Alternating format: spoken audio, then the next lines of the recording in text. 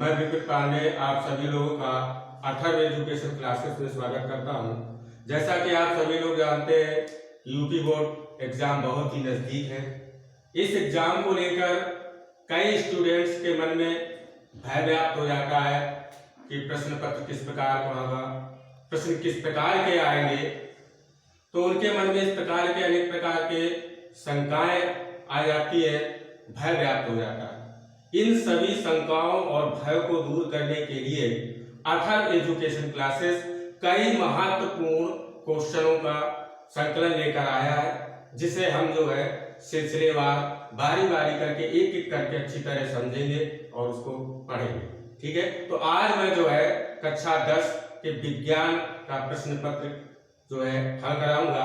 इस प्रश्न पत्र को हल करने से पहले हम जो है प्रश्न पत्र का प्रारूप जानेंगे कि प्रश्न पत्र कितने खंडों में विभाजित होता है, पहले खंड में कौन सा सब्जेक्ट का पेपर होगा, दूसरे में किसका होगा, तीसरे में किसका होगा। तो सबसे पहले मैं जो है प्रश्न पत्र का प्रारूप समझाता हूँ। आइए देखिए, जो है इसमें जो है ये 5 भागों में डिवाइड होता है, विभाजित होता है। पहला होता है रासायनिक पदार्थ, प्रकृति एवं व्यवहार। इससे आपका जो है 20 नंबर के क्वेश्चन पूछे जाते हैं। दूसरा है जड़ जगत, इससे जो है 20 नंबर का क्वेश्चन आएगा। तीसरा है प्राकृतिक घटनाएं, इस प्राकृतिक घटनाएं से जो है 12 नंबर का क्वेश्चन पूछा जाता है। फिर है विद्युत का प्रभाव यानी इलेक्ट्रिक इफेक्ट, इससे आपका 13 नंबर का आएगा। फिर पांचवा है प्राकृतिक संसाधन, इससे जो है 5 नंबर क्वेश्चन आएगा। अब जो है ये प्रश्न पत्र आपका जो 3 खंडों में विभाजित होता है। खंड का तो खंड का में जो है आपका भौतिक विज्ञान रहेगा, भौतिक। फिर जो है खंड खा में रसायन विज्ञान आएगी, और खंड का में जीव विज्ञान।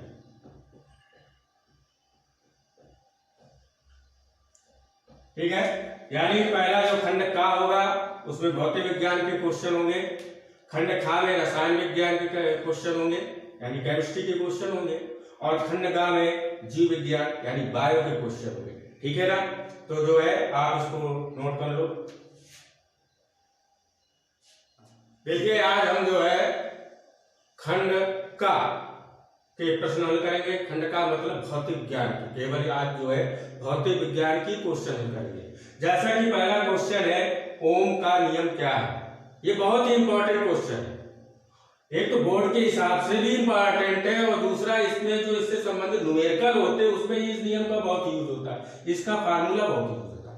तो ये नियम है क्या, यदि किसी चालक की भौतिक अवस्था न बदले, चालक जैसे आपका ये तार है, चालक मतलब तार।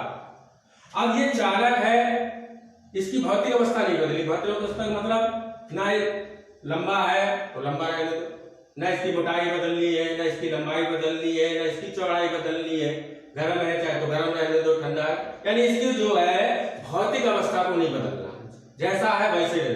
यदि किसी चालक की भौतिक अवस्था ना बदले तो चालक के सिरों के बीच उत्पन्न विभवांतर उसमें प्रवाहित धारा के अनुप्रमाणपाती होती है। समझ में आ गई बात। ये चालक है, अब इस चालक की भौतिक अवस्था को नहीं बदलना। यदि इसकी चालक जैसा ये इसने इसका लंबाई इतनी है, इतने ही रहने देंगे, इसकी लंबाई भी नहीं बदलेंगे, इसकी चौड़ाई भी नहीं बदलेंगे। तो यदि इसमें आप वोल्टेज हो, यदि इसके सिरों के भी ये यहाँ पे एक वोल्टेज V उत्पन्न करें और इसमें धारा प्रवाहित करें, तो ये जो विभवांतर उत्पन्न होगा वो धारा के अनुपाती होगा। ठीक है ना, देखिए इसको सॉल्व करेंगे। इसका उत्तर क्या होगा, यदि किसी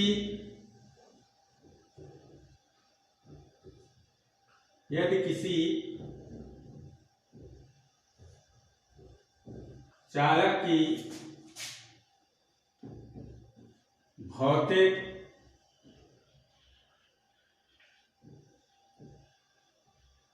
अवस्था ना बदले यदि किसी चालक की भौतिक अवस्था न बदले तो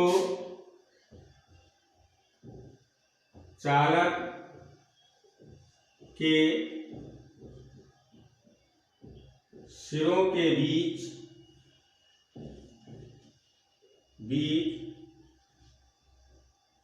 उत्पन्न विभवांतर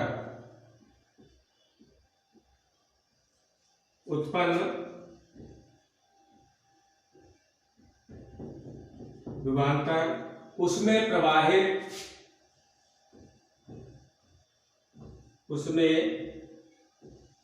प्रवाहित धारा के अनुक्रमानुपाती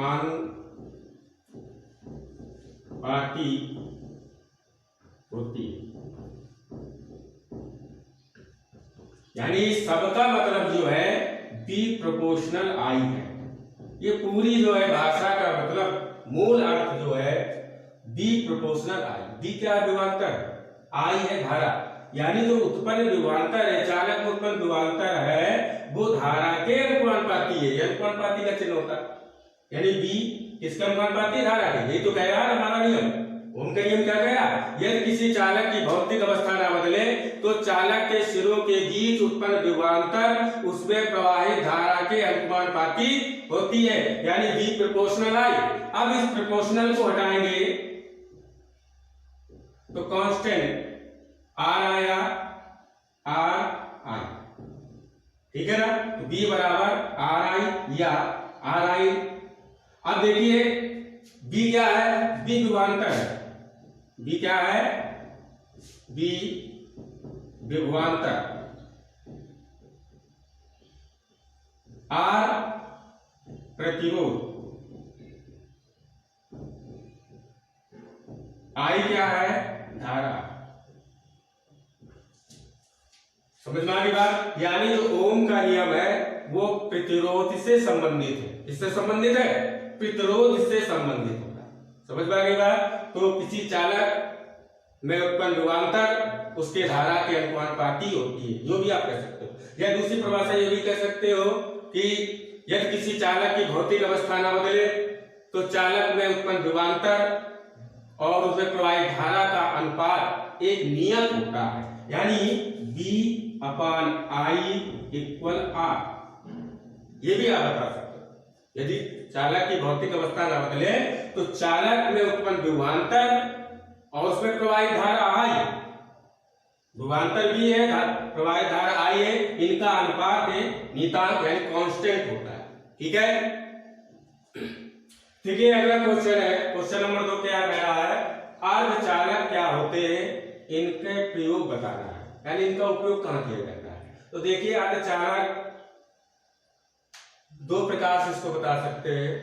सुचालक और कुचालक के बीच के पदार्थ को अर्धचालक कहते हैं। ठीक है ना। सुचालक और कुचालक के बीच के पदार्थ को अर्धचालक कहते हैं। या इसकी दूसरी परिभाषा ये भी कह सकते हो, ऐसे पदार्थ जो अपने में से होकर कम आवेश या धारा को प्रवाहित करने देते हैं, उसे हम अर्धचालक कहते हैं। यानी ऐसे पदार्थ जिनमें कम मात्रा में विद्युत धारा या आवेश प्रवाहित होती है उसे अर्धचालक कहते हैं। और इसका उपयोग कहां होता है, इसका उपयोग सौर सेल पैनल, सौर सेल में, कंप्यूटर चिप में और ट्रांजिस्टर में किया जाता है। समझ में आ गई बात। यानी अर्धचालक क्या होते हैं, ऐसे पदार्थ या ऐसे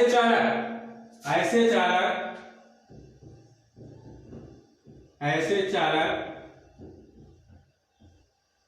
जिनमें कम मात्रा में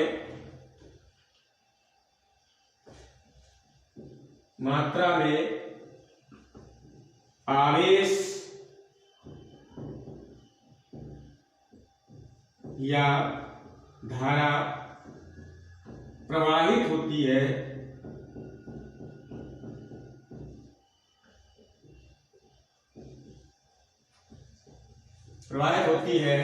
ऐसे चालक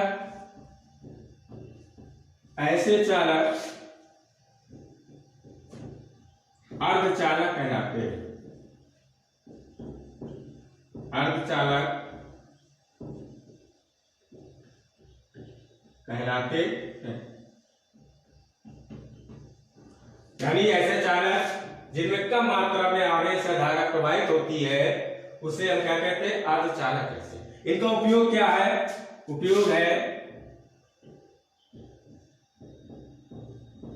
सौर सेल,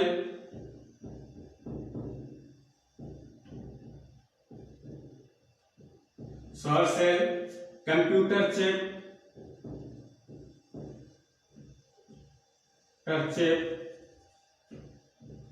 ट्रांजिस्टर,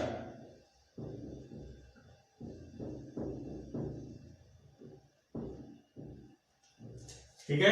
सौर सेल में उपयोग किया जाता है, कंप्यूटर चिप है, ट्रांजिस्टर है, इनमें जो है इसका उपयोग अर्धचालक पदार्थ। क्वेश्चन नंबर 3 है, श्रेणी क्रम में प्रतिरोधों के संयोजन से क्या अभिप्राय है, यानी इसका मतलब क्या है। तो पहली बात तो इसको हम समझेंगे, जो प्रतिरोधों का संयोजन होता है दो प्रकार से होता है, एक होता है श्रेणी क्रम में और एक होता है पार्श्व क्रम में, या इसी को कहते हैं समांतर क्रम।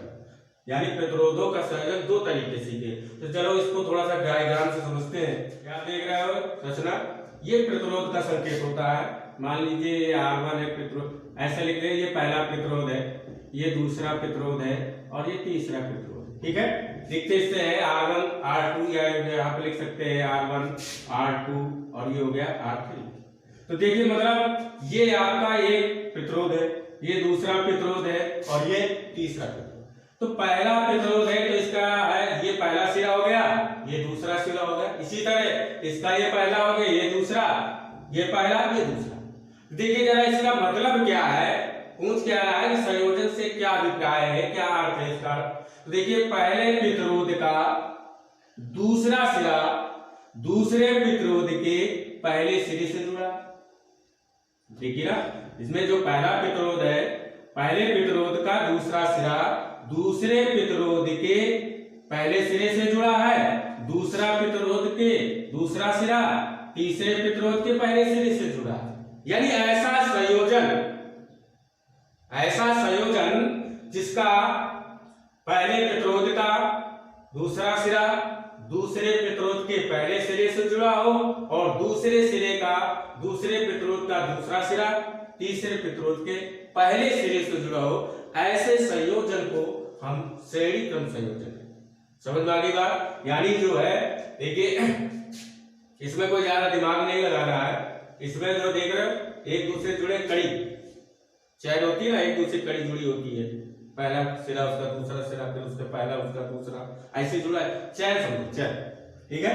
तो इसमें देखिए पहला सिरा ये है, पहला सिरा आपका बैटरी से प्लस से जुड़ा हुआ है, तो इसका दूसरा सिरा दूसरे प्रतिरोध के पहले सिरे से जुड़ा है, इस दूसरे प्रतिरोध का दूसरा सिरा तीसरे प्रतिरोध के पहले सिरे से जुड़ा है, लास्ट वाले सिरा निगेटिव से माइनस से जुड़ा।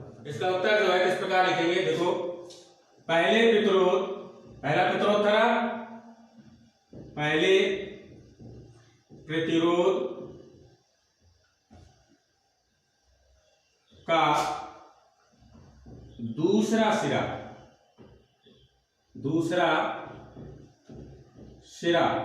किससे जुड़ा था, दूसरे प्रतिरोध के पहले सिरे से जुड़ा था। पहले प्रतिरोध का दूसरा सिरा दूसरे प्रतिरोध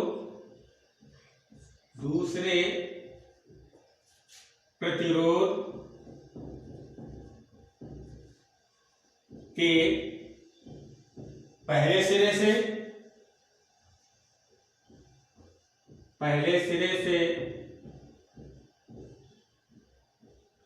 तथा इसका दूसरा सिरा, किसका दूसरा सिरा, दूसरे प्रतिरोध, इसका दूसरा सिरा तीसरे प्रतिरोध के पहले सिरे से जुड़ा तथा इसका दूसरा सिरा तीसरे प्रतिरोध के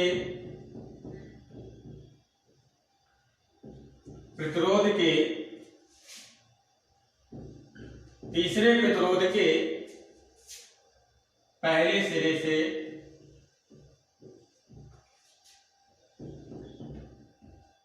से जुड़ता। ऐसे संयोजन को श्रेणी क्रम संयोजन कहते हैं। ऐसे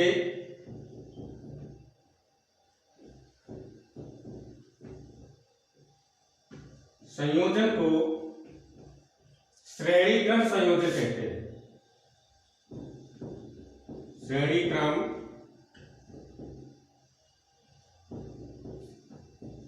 संयोजन कहते हैं। ठीक है ना। यानी इसका आंसर क्या है, कैसे लिखेंगे? पहली बात तो आपको विज्ञान रखनी ही नहीं है। ऐसा मैं ट्रिक बता दूंगा कि तो आप खुद आप परिभाषा निकालोगे। जैसे कि मैंने चित्र बताया, केवल चित्र को आपको माइंड में उतारना है, बस ये रटने नहीं है। ये तो केवल एक इसलिए लिखना है ताकि भविष्य में कभी भी आप भूल जाओ तो देख लो। नहीं, मैं ऐसा बता दूंगा कि आपको पढ़ने जरूरत नहीं, केवल चित्र आप दिमाग में बनाइए और बस चित्र को दिमाग में उतारो और बस लिखो। मैंने बताया ना कि देखिए, पहला प्रतिरोध था, उसका एक सिरा बैटरी से जुड़ा था, उसका दूसरा सिरा दूसरे प्रतिरोध के पहले सिरे से जुड़ा था, फिर दूसरे प्रतिरोध का दूसरा सिरा तीसरे प्रतिरोध के पहले सिरे से जुड़ा था, और जो अंतिम वाला भाई कोई ना कोई जरूरी थोड़ी नहीं 3 जुड़े, 4 भी जुड़ सकते, 5 भी जुड़ सकते, 10 भी जुड़ सकते। तो जो अंतिम वाला सिरा होगा वो जो है बैटरी के माइनस से जुड़ा होगा, निगेटिव से जुड़ा। भाई एक सिरा पॉजिटिव से जुड़ता है, एक निगेटिव से जुड़ता है। समझ में आ गई बात? निश्चय नहीं होते कि तीन भी, तो मैंने बताया तुम लोग समझो 3 ही होते, 2 भी जुड़ सकते, 3 भी जुड़ सकते, 4 भी जुड़ सकते, ज्यादा जुड़ सकते हैं। समझ में आ गई बात? तो जो है रटना नहीं है, पहले प्रतिरोध का दूसरा सिरा दूसरे प्रतिरोध के पहले सिरे से तथा इसका दूसरा सिरा तीसरे प्रतिरोध के पहले सिरे से जुड़ता है। ऐसे संयोजन को श्रेणी क्रम संयोजन कहते हैं। क्वेश्चन नंबर 4 है। क्वेश्चन नंबर 4 क्या कह रहा है? 1 वाट से क्या तात्पर्य? जबकि वाट जो है सामर्थ्य या शक्ति का मात्रक होता है, पावर। ठीक है ना। 1 वाट से क्या तात्पर्य है? 1 वाट ऐसा उपकरण जो 1 सेकंड में 1 जूल ऊर्जा व्यय करता है।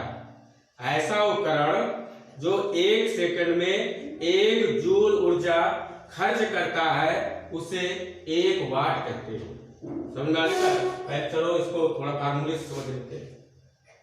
P बराबर W/T। P सामर्थ्य, शक्ति है, पावर। W वर्क, कार्य। T टाइम यानी समय। तो सामर्थ्य की परिभाषा क्या होती है? चलो बता देते हैं, इसमें है नहीं क्वेश्चन। सामर्थ्य है क्या? कार्य करने की समय दर। W है ना वर्क, मैं इसी फार्मूले से परिभाषा निकालूंगा। देखो कैसे निकालते, ये आप समझो। देखो कैसे निकलती परिभाषा। P है सामर्थ्य, W है कार्य, T है समय। कार्य करने की समय दर को सामर्थ्य कहते हैं। कार्य करने की समय दर को सामर्थ्य कहते हैं, और सामर्थ्य का ही मात्रक वाट है। भाई सामर्थ्य की परिभाषा तो हमने बता दी, कार्य करने की समय दर को सामर्थ्य कहते हैं, लेकिन उसने पेपर में उसने पूछा वाट, यानी इसके मात्रक की परिभाषा पूछी। तो देखिए इसी से निकली है, कार्य करने की समय दर को, यानी ऐसा उपकरण जो 1 सेकंड में 1 जूल ऊर्जा खर्च करता है उसे 1 वाट कहते हैं। समझ में आ गई बात? देखिए इसको कैसे लिखेंगे, इधर मुड़ के आप इसको कैसे लिखेंगे? देखिए इसको कैसे लिखेंगे। ऐसा उपकरण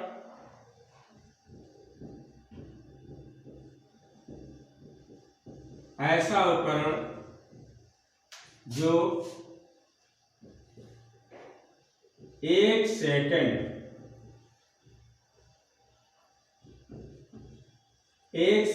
में 1 जूल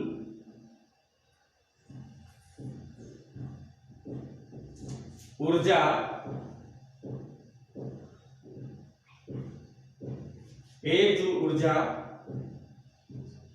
खर्च करता है या व्यय करता है, खर्च करता है,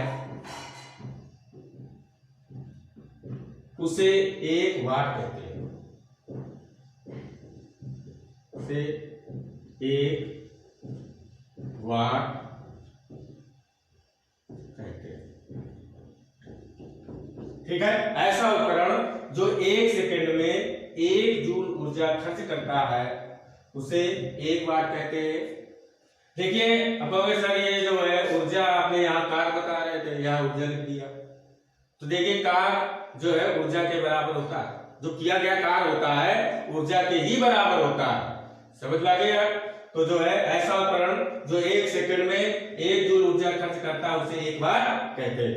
देखिए क्वेश्चन नंबर 5 क्या कह रहा है कि 1 ओम को परिभाषित कीजिए। ओम का नियम अलग है, आप लोग सोच रहे हो पहले क्वेश्चन पे दे दिया, ऐसा नहीं, ये 1 ओम को परिभाषित कीजिए। वो ओम का नियम था, इसका ओम प्रतिरोध का मात्रक होता है, यानी जैसा कि सामर्थ्य के मात्रक की परिभाषा पूछी ऐसे उसने ओम मात्रक है, भाई वैज्ञानिक थे ना, उन्होंने अपने नाम पर इसका मात्रक रख दिया, इसलिए 1 ओम यानी प्रतिरोध के मात्रक को परिभाषित करना। ठीक है, तो देखिए 1 ओम को परिभाषित कीजिए, इसको किस प्रकार से लिखेंगे,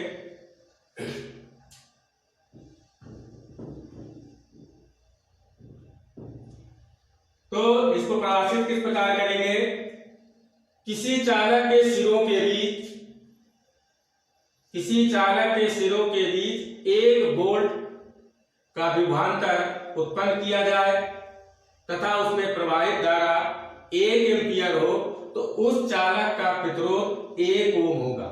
यदि किसी चालक के सिरों के बीच उत्पन्न विभवांतर 1 वोल्ट तथा उसमें प्रवाहित धारा 1 एम्पीयर हो तो उस चालक का प्रतिरोध 1 ओम होगा। समझ में आ गई बात। यदि किसी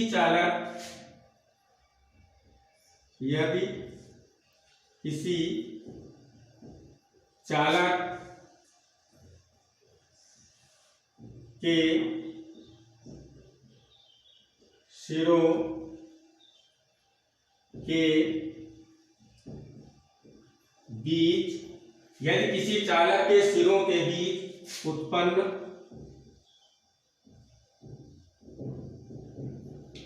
विभवांतर 1 वोल्ट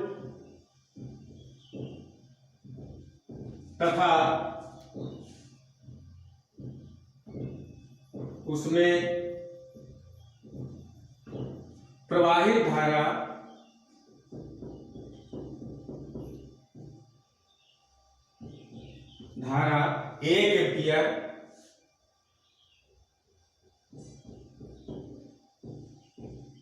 1 एम्पीयर हो तो उस चालक का प्रतिरोध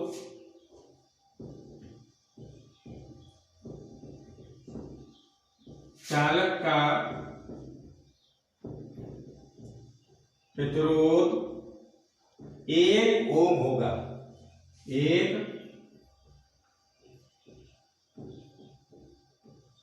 ओम होगा। ठीक है। यदि किसी मैंने भाई ओम का नियम क्या था, किसी चालक के सिरों के बीच उत्पन्न विभवांतर, तो हम जानते हैं विभवांतर का मात्रक वोल्ट होता है, तो विभवांतर की जब विभवांतरिता और विभवांतर का मात्रक क्या है, क्या परिभाषा में अंतर, कुछ नहीं है। यदि किसी चालक के सिरों के बीच उत्पन्न, भाई चालक के सिरों के बीच विभवांतर उत्पन्न करेंगे, उस विभवांतर का मात्रक क्या है, 1 वोल्ट, तथा उसमें क्या प्रवाहित करेंगे, धारा प्रवाहित करेंगे, तो धारा का मात्रक एम्पीयर। परिभाषा तो सेम उसी नियम से निकली है।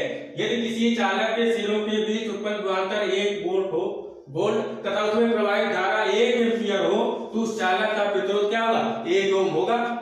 समझ में आ गई बात। जो प्रतिरोध क्योंकि V/I=R, चालक के सिरों के बीच उत्पन्न विभवांतर उसमें प्रवाहित धारा का अनुपात एक नियत होता है, नियतांक होता है, और नियतांक क्या है, R कांस्टेंट है।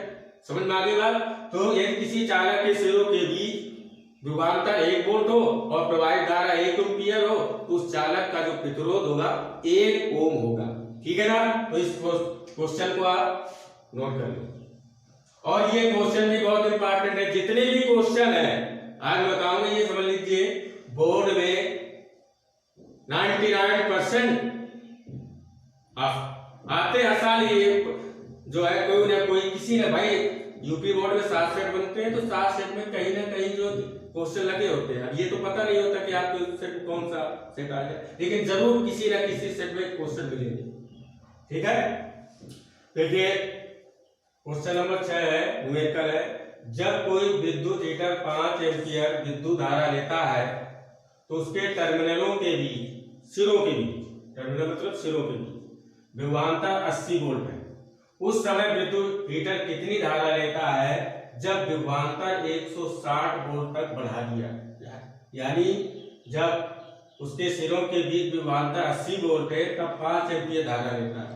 अब ये विभवांतर 160 कर दिया जाए तब कितनी धारा लेगा? तो इसको जो है 2 पोर्शन में हल करेंगे। पहला पोर्शन यानी पहली कंडीशन में क्या है, पहली अवस्था सॉल्व करेंगे। पहली अवस्था है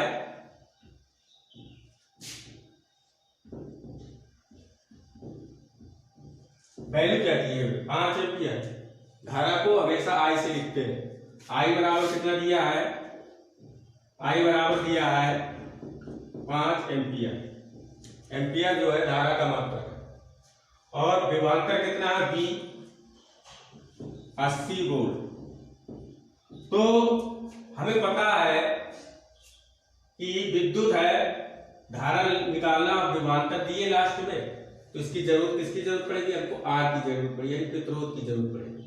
तो इससे जो है हम प्रतिरोध निकालेंगे। हम जानते हैं ओम का नियम, V बराबर आई आर, V बराबर आई आर। तो R बराबर क्या हो जाएगा? R बराबर हो जाएगा B अपान आई। तो R बराबर V की वैल्यू कितनी है 80, I की वैल्यू कितनी है 5। जब 5 से आप 80 काटेंगे तो 16 आएगा, 16 50 80 होता है, यानी R बराबर हो गया 16 ओम। प्रतिरोध का मात्रक क्या होता है? ओम। इसका सिंबल इस तरह ये होता है। ठीक है, यानी R निकल आया हमारा 16 ओम। अब जो है हमें निकालना है 160 वोल्ट पर धारा I निकालनी है। तो इसी फार्मूले से V बराबर आई आर होता, तो I बराबर क्या हो जाएगा B अपान आर। दूसरी अवस्था इसकी, पहली अवस्था में आपको R निकालना, दूसरी अवस्था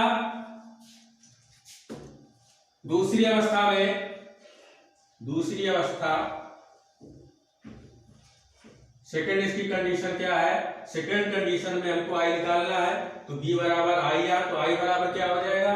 I बराबर हो जाएगा B अपान आर। ठीक है, तो I बराबर V कितना है? ये वाला लेंगे क्योंकि इससे ये वाले विभवांतर का निकाला है ना धारा, इसका तो दिए था। इसका विभवांतर कितना है 160 और R कितना है 16, कट आएगा तो I बराबर आ जाएगा 10 एम्पियर। ठीक है, 10 एम्पियर मात्रक लिखना बहुत जरूरी है इसमें। ठीक है, 10 एम्पियर। देखिए क्वेश्चन नंबर 7, विद्युत धारा किसे कहते हैं, इसका मात्रक लिखिए। देखिए एक बात और याद रखिए, परिभाषा बोर्ड में वैसे तो पूछ भी देता है मात्रक लिखिए, ना भी पूछे तब भी आपको हर जो परिभाषा है उसमें फार्मूला है उसका मात्रक लिखिए, उसका फार्मूला लिखिए, तभी आपकी पूरी परिभाषा मानी जाती है। समझ में आ गई बात? कि आप कुछ लोग सोचते हैं विद्युत धारा पूछा है उसका फार्मूला उसका मात्रक लिखने की क्या जरूरत नहीं। विद्युत धारा किसे कहते, पूछे या ना पूछे, आपको फार्मूला और मात्रक जरूर लिखना है। तो विद्युत धारा किसे कहते हैं इसका मात्रक लिखिए। ठीक है, तो आवेश प्रवाह की समय दर को विद्युत धारा कहते हैं। जरा से I बराबर, इसको सन कैसे निकाल रहे परिभाषा देखो, सन I बराबर Q अपान T। I है धारा, Q है आवेश और T है समय। यानी आवेश यानी धारा क्या है? आवेश प्रवाह की समय दर को, आवेश प्रवाह की समय, टाइम लगा ना भाई, जब धारा प्रवाहित होगी, आवेश होगा तो उसमें समय लगेगा। आवेश प्रवाह की समय दर को विद्युत धारा कहते हैं। और इसका मात्रक क्या है? एम्पियर। इसकी खोज किसने, किसके नाम पर पड़ी? आंद्रे मेरी एम्पियर। उन्हीं के नाम पर उन्होंने इसकी खोज की और अपने नाम पर इसका मात्रक एम्पियर रख दिया। उनका पूरा नाम था आंद्रे मेरी एम्पियर। समझ में आ गई बात? तो इसकी परिभाषा कैसे लिखेंगे जरा देखें। आवेश प्रवाह की समय दर को विद्युत धारा कहते हैं। आवेश प्रवाह की समय दर को, आवेश प्रवाह की समय दर को विद्युत धारा कहते हैं।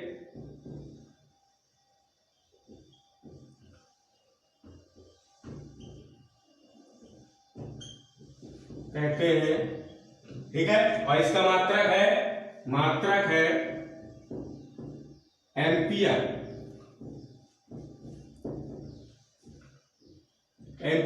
खोज किसने की थी? आंद्रे मेरी एम्पियर। इसका नाम लिख दे रहे आगे, आंद्रे मेरी एम्पियर। किसने खोज की थी? आंद्रे मेरी एम्पियर नामक वैज्ञानिक ने अपने ही नाम पर इसका मात्रक एम्पियर। इसका फार्मूला होता है I बराबर Q अपान T। I बराबर Q अपान T। Q क्या है? आवेश है। Q क्या है? आवेश है। T क्या है? समय है। तो आवेश प्रवाह की समय दर को विद्युत धारा कहते हैं। मात्रक एम्पियर है। खोज किसने की थी? आंद्रे मेरी एम्पियर ने। फार्मूला क्या है? I बराबर Q अपान T। ठीक है। देखिए क्वेश्चन नंबर 8 है, न्यूमेरिकल है। चित्र में, ये चित्र बन के आएगा पेपर में। चित्र में नंबर 1 है, 2 प्रश्न इसमें दे दिए, 2 चीजें निकालनी है। परिपथ का कुल प्रतिरोध। नंबर 2 है परिपथ में प्रवाहित कुल विद्युत धारा। यानी ये परिपथ है, जो सर्किट दिया है पूरा, इसका प्रतिरोध निकालना है। तो देखिए ये प्रतिरोध जुड़े ना, एक ये जुड़ा है, एक सीधे जुड़ा है, एक ऊपर नीचे जुड़ा है। अब इसको हम कैसे समझे, है क्या ये?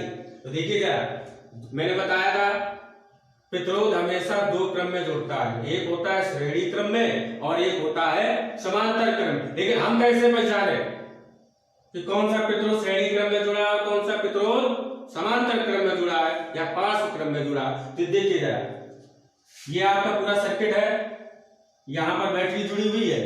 अब यह धारा यहां से चली है, ऐसे ये चल रही है। कोई बदलाव हो रहा धारा पर? कोई भी बदलाव नहीं हो रहा है, बराबर चल रही है। यहां आई, यहां से धारा निकल रही है, यहां से यहां तक बराबर, कहीं कोई रुकावट आ रही है? बराबर धारा जो है बह रही है।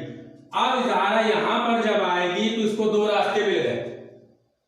एक रास्ता मिला ये, एक रास्ता मिला ये, 2 रास्ते मिल गए, नहीं मिल गए? अब ये धारा जो है दोनों रास्तों में डिवाइड हो जाएगी। कुछ धारा इधर जाएगी और कुछ धारा इधर। यानी कहने का मतलब ये हुआ, जिस जगह धारा बढ़ जाती है वहां पर समांतर क्रम हो जाता है। जहां पर धारा बढ़ जाती है, विभाजित हो जाती है, तो वहां पर कौन सा क्रम हो जाता है? संयोजन हो जाता है, समांतर क्रम हो जाता है। और जहां पर धारा नहीं बढ़ती है वहां पर क्या होता है? श्रेणी। देखो यहां से धारा निकल रही है, कहीं डिवाइड हो रही है? सीधी चली जा रही है बिल्कुल। जब यहां पर आई है तब जो है ये विभाजित, कुछ धारा इधर गई, कुछ धारा इधर गई। यानी ये चीज आपकी कौन सा क्रम हो गया? समांतर क्रम। और ये तो श्रेणी है, यहां तो डिवाइड नहीं हो रहा। तो 3 ओम किस क्रम में है? समांतर क्रम में। ठीक है। यानी जो है यहां पर लिखेंगे, क्योंकि हमको पहले भी यही पूछा है, परिपथ का कुल प्रतिरोध, इस परिपथ का, इस पूरे सर्किट का जो है प्रतिरोध निकालना है। तो यहां पर लिखेंगे 3 ओम, 3 ओम समांतर क्रम में। समांतर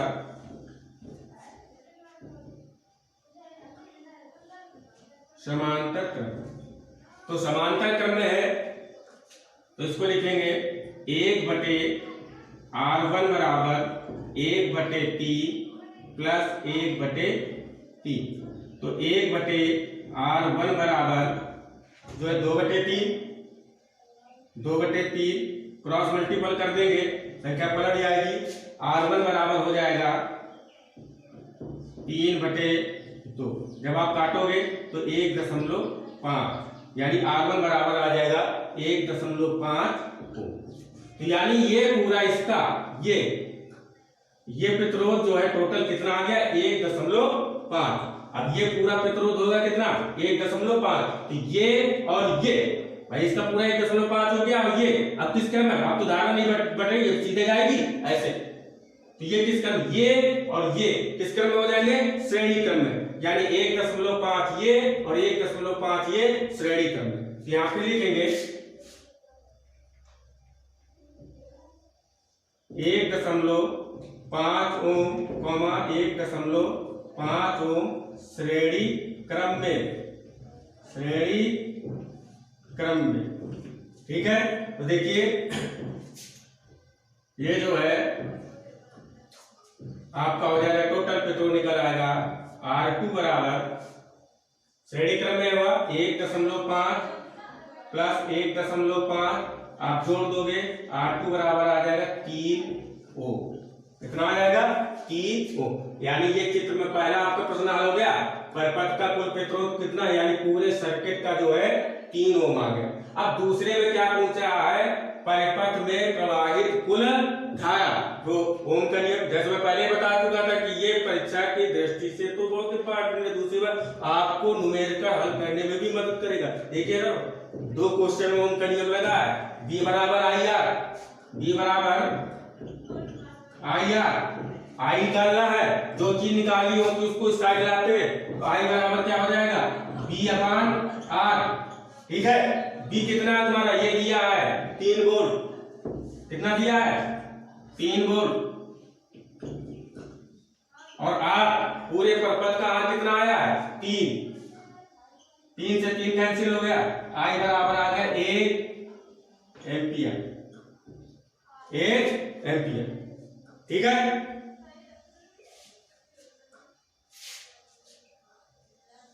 क्वेश्चन नंबर 9 है प्रतिरोध का एसआई मात्रक होता है, यानी प्रतिरोध का एसआई मात्रक होता है। क्या होता है तो देखिए प्रतिरोध, अभी मैंने जो क्वेश्चन बता दिया है उसी में से देखो सभी हल होते चले जा रहे हैं।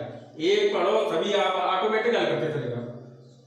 प्रतिरोध का एसआई मात्रक यानी जो है प्रतिरोध क्या है R, और ये इसका मात्रक भी बताया था वो 1 ओम। इसका मात्रक क्या होगा ओम, यानी प्रतिरोध का एसआई मात्रक क्या है ओम। प्रतिरोध सॉल्व। 1 नंबर का क्वेश्चन है, वो विकल्पी में भी आ सकता है। प्रतिरोध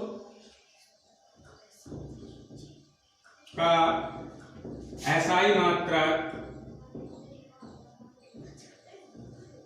क्या है ओम। सिंबल ये, ठीक है। प्रतिरोध का एसआई मात्रक ओम। देखिए अगला क्वेश्चन, यानी इस खंड का लास्ट क्वेश्चन, ठीक है। क्वेश्चन नंबर 10 है सुचालक तथा कुचालक पदार्थ क्या होते हैं। जैसे कि मैं पहले भी बता चुका हूं, अर्धचालक बताया था ना मैंने। तो देखिए सुचालक क्या होता है, सीधी साधी बात। सुचालक ऐसे पदार्थ जिनमें विद्युत धारा आसानी से प्रवाहित हो जाए, वो पदार्थ या वो चालक सुचालक कहलाते हैं। ठीक है ना। ऐसे चालक या ऐसे पदार्थ जिनमें विद्युत धारा आसानी से प्रवाहित हो जाए उसे सुचालक कहते हैं। और जिनमें विद्युत धारा आसानी से प्रवाहित ना हो उसी का अपोजिट कर दो, उससे कुचालक कहते हैं। ठीक है। तो सुचालक क्या है लिखेंगे कैसे, बोर्ड में सुचालक ऐसे पदार्थ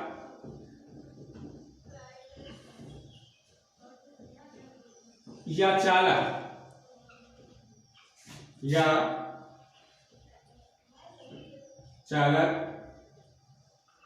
जिनमें आसानी से या सरलता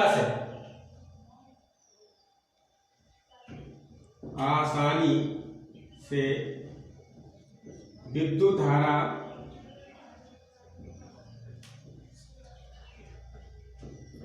प्रवाहित हो जाए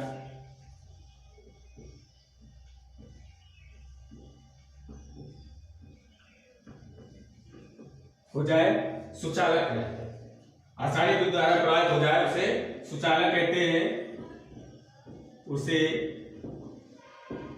सुचालक कहते हैं। कौन कौन होते हैं? जैसे लोहा,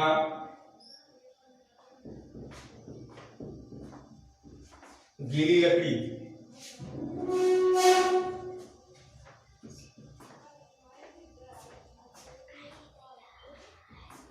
ठीक है। कुचालक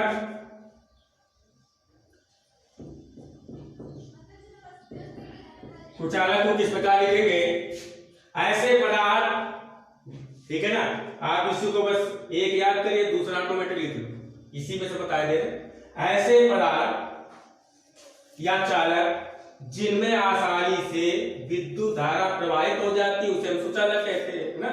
तो इसी में अंतर क्या करना? ऐसे पदार्थ या चालक जिनमें आसानी से विद्युत धारा प्रवाहित नहीं होती है, पूरा प्रवाहित नहीं होती है, उसे कुचालक कहते हैं। समझ में आ गई बात?